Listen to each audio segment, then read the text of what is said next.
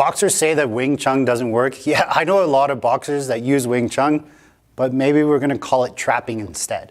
So if you fire that jab off, maybe they slip it, maybe you're just setting this up on purpose. The reason why it works in the boxing glove, I just took it off so you could see my hand position, is because now I can curl this down and out of the way. So in the demonstration, I curled that, I fired my cross punch, right? So that's good, that's just basic trapping. Is it good Wing Chun? No.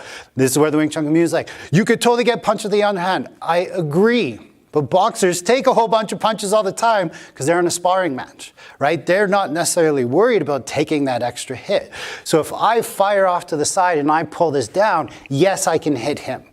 This is where the Wing Chun community pipes in, because if he fires across as I fire the cross, we can both get hit. Take a hit to give a hit. If I'm faster, if I'm setting it up, maybe that will increase my chances. I'm not saying it's a perfect world.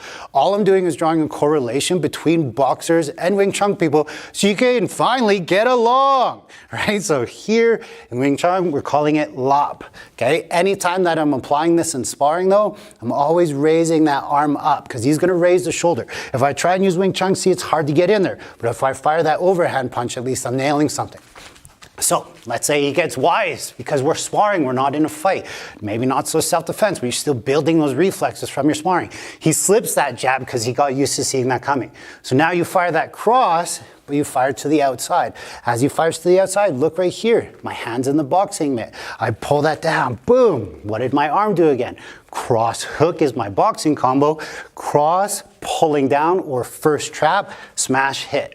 So how do we make sure that the boxer though isn't just taking hits all day? I fire that jab, he slips, I fire that cross to the outside, I'm ripping this down and hitting.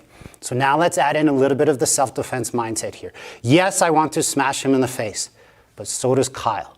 Okay, so if I'm throwing here and he throws that left hook at me, boom, maybe I'm ducking and maybe I'm using my boxing skills again, right?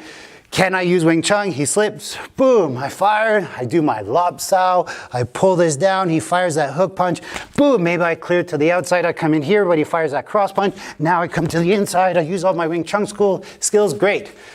But notice though, in order for me to do lots of that, I needed open hands. So in the MMA world, with MMA gloves on, I can use my Wing Chun skills. When we have big boxing mitts on, it's much harder to do so. So these are two of my favorite ones, right? Off the jab, rip it down, smash, cross. Off the cross, rip it down, smash, hook.